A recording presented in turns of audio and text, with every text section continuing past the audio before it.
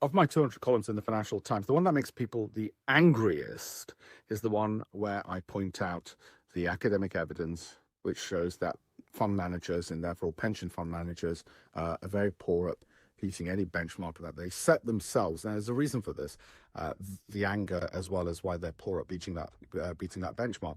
The reason for the anger is it actually came from the fund managers and the fund management industry because they just hate it being pointed out. And I say to them, don't shoot the messenger. I'm just the columnist in the Financial Times, and I'm going to write about it in my books as well, I told them at the time. And this is going back some 20 odd years.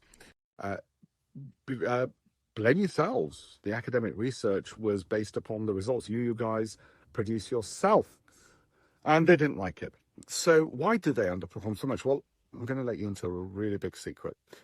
The way most retail funds work, if not all of them, is they select a benchmark and then they look at the constituent elements of that benchmark.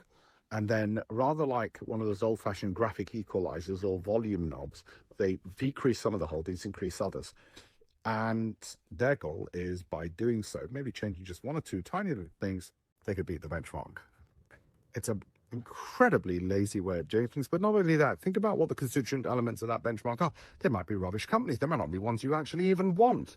They might be held in such small quantities that the ones you actually do want, maybe you wanted an NVIDIA, is held in next to no quantity at all.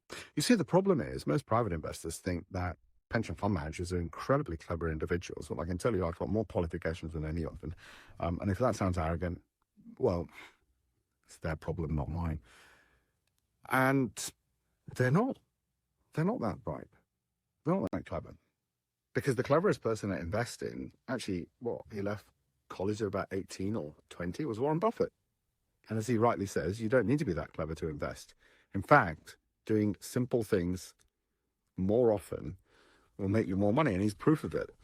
So whilst they bamboozle you with lots of formulae and calculations, it ain't going to help. So what is going to help? Well, I suggest you start getting a grip on your own pension and do something about it. So alpeshpatel.com/links. That's where you want to go. Thank you.